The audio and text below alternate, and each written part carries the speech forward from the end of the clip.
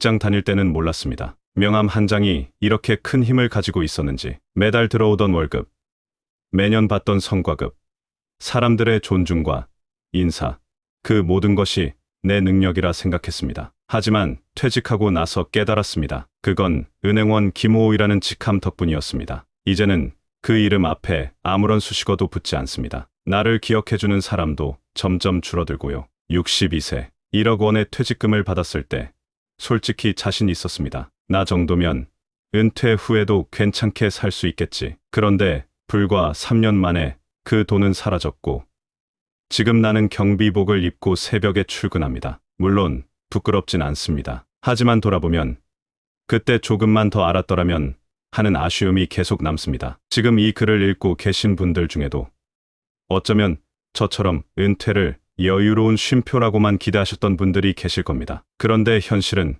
그리 녹록지 않아요. 은퇴는 끝이 아니라 또 하나의 인생을 새로 시작하는 일입니다. 그런데 준비 없이 맞이하면 그 시작이 곧 고생이 되기도 합니다. 자, 지금부터 제가 직접 겪은 은퇴의 진실과 다른 두 분의 이야기를 들려드릴게요. 혹시라도 같은 실수를 반복하지 않으셨으면 하는 바람으로 말이죠. 본문 1억으로 충분할 줄 알았다. 은퇴 후 맞닥뜨린 진짜 현실. 1. 은행원 출신 김석호 씨 62세의 이야기. 퇴직금 1억.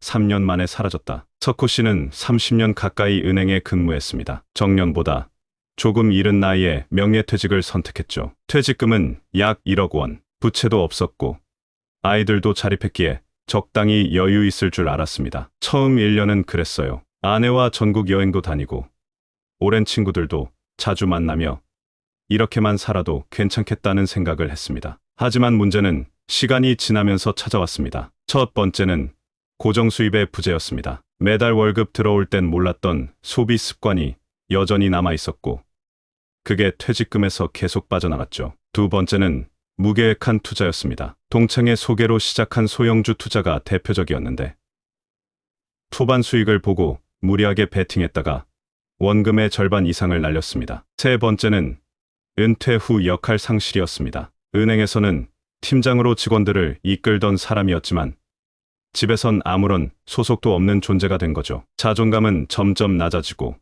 아내와도 자주 부딪히게 됐습니다. 결국 퇴직 3년 후 석호 씨는 아파트 경비직에 취직했습니다. 새벽 6시에 출근해 밤 9시에 퇴근. 일은 힘들지만 요즘엔 오히려 마음이 편하다고 합니다. 이유요.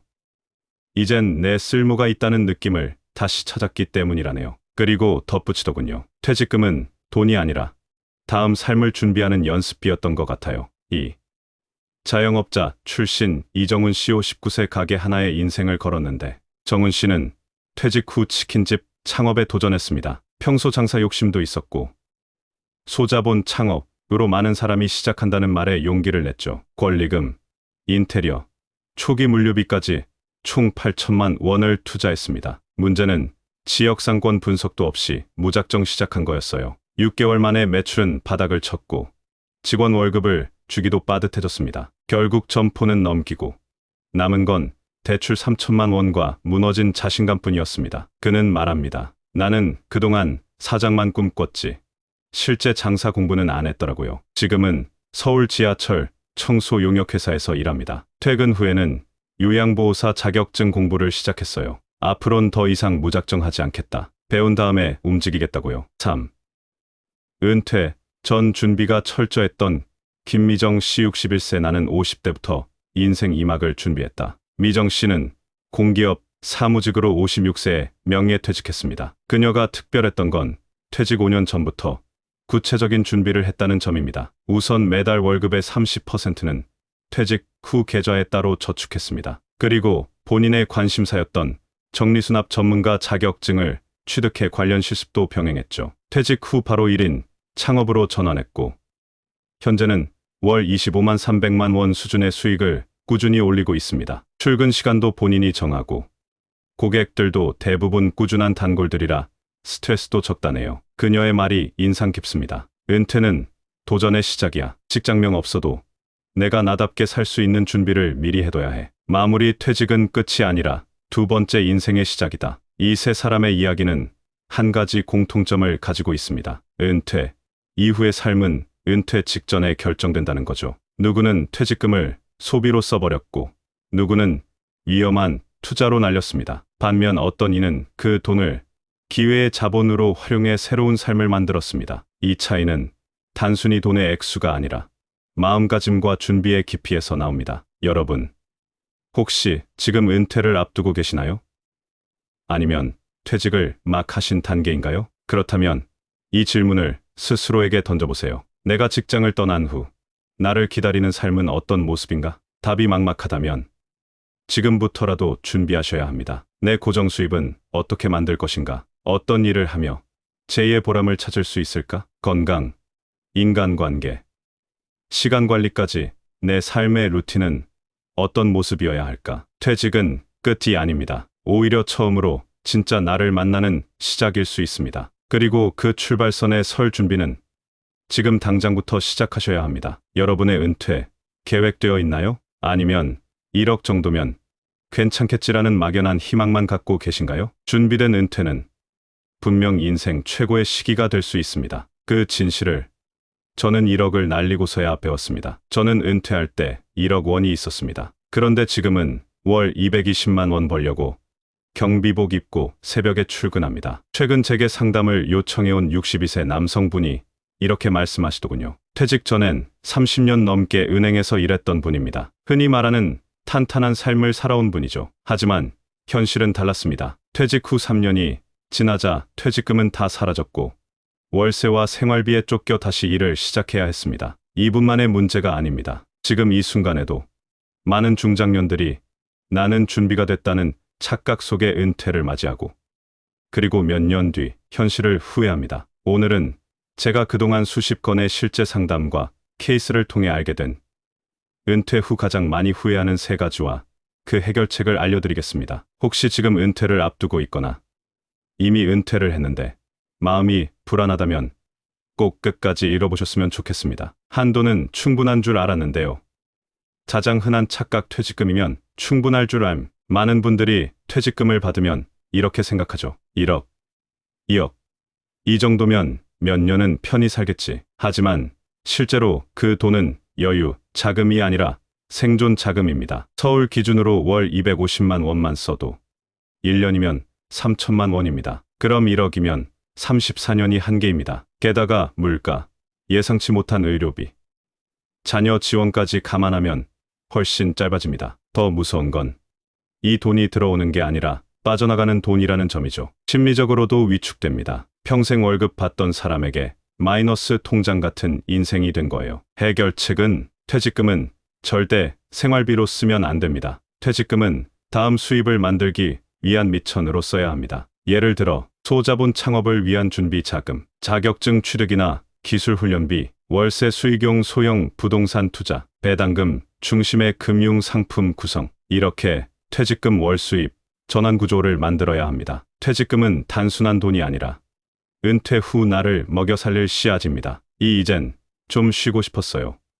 가장 위험한 선택, 쉬는 은퇴만 생각함. 이제 그만 일하고 쉬고 싶다. 은퇴 직전 가장 많이 듣는 말입니다. 그리고 현실과 가장 괴리된 말이기도 하죠. 물론 처음 몇 달은 달콤합니다. 아침에 늦잠도 자고 여행도 가고 친구들도 자주 만납니다. 그런데 6개월쯤 지나면 이상한 공허함이 찾아옵니다. 그리고 1년쯤 지나면요. 지출만 있고 수입은 없고 주변 친구들은 아직 일하고 바쁜데 혼자만 시간 남고 가족과 갈등 생기고 사회적 소속감도 사라지고 결국 다시 구직을 고민하지만 그땐 체력도 떨어지고 시장의 눈높이도 다릅니다. 해결책은 은퇴는 휴식이 아니라 전환입니다. 돈은 적게 벌어도 일을 이어가야 합니다. 시니어 일자리, 1인 사업, 파트타임 가능성 열어두기, 나만의 일이 있어야 합니다. 취미가 일이 되면 가장 좋습니다.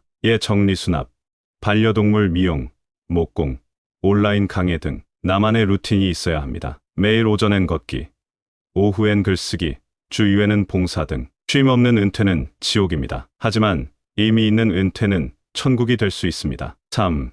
나는 사람들과 계속 연결되어 있을 줄 알았어요. 가장 놓치기 쉬운 문제 관계 단절과 고립. 직장 다닐 땐 사람이 많습니다. 같이 일하는 동료, 거래처, 점심 약속, 회식, 회의. 그런데 퇴직하면요? 하루 종일 아무도 연락하지 않는 날이 생깁니다. 주변에 일하는 친구들만 남고 나는 대화할 사람도 줄어듭니다. 실제로 은퇴 후 우울증, 알코올 중독, 이혼율이 급격히 높아지는 이유가 바로 이것 때문입니다. 쓸모없는 사람이라는 감정.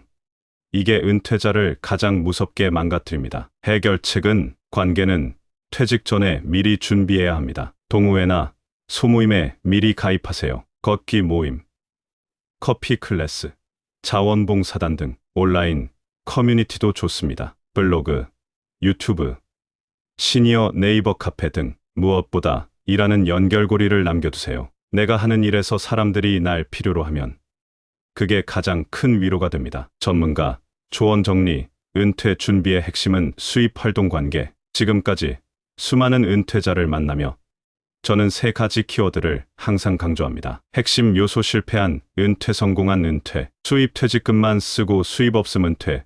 후에도 월 10만 200 이상 수익 유지. 활동 무계획한 휴식. 무기력일. 봉사. 취미 등 루틴 유지. 관계 사람과의 연결. 끊김 커뮤니티. 동료. 고객과 꾸준히 연결. 이 세 가지가 균형 있게 유지될 때 비로소 은퇴 후 삶이 풍요로워집니다. 나이 60 퇴직이 끝이 아니라 진짜 내가 누구인지 발견하는 시작점이 되거든요. 마무리하며 은퇴. 너무 늦기 전에 다시 설계하세요. 만약 지금 당신이 이렇게 생각하고 있다면 이 정도 돈이면 되겠지. 퇴직 후엔 좀 쉬어야지. 사람들과의 관계야 자연스럽게 이어지겠지. 이런 생각들은 은퇴 후 가장 흔하게 무너지는 착각입니다. 지금 이 글을 읽고 있는 순간이 바로 다시 시작할 타이밍입니다. 퇴직금을 버팀목이 아니라 기회 자본으로 바꾸세요. 일하지 않는 은퇴가 아니라 내 일을 하는 인생, 이 막을 계획하세요. 사람들과의 연결 고리를 지금부터 만들어두세요. 퇴직이 두려운가요? 괜찮습니다. 두려워해야 할 건 은퇴가 아니라 준비되지 않은 은퇴입니다. 은퇴는 준비된 자에겐 축복이 되고 준비 없는 자에겐 고통이 됩니다. 지금이라도 늦지 않았습니다. 다시 제대로 은퇴를 설계해 보시길 바랍니다.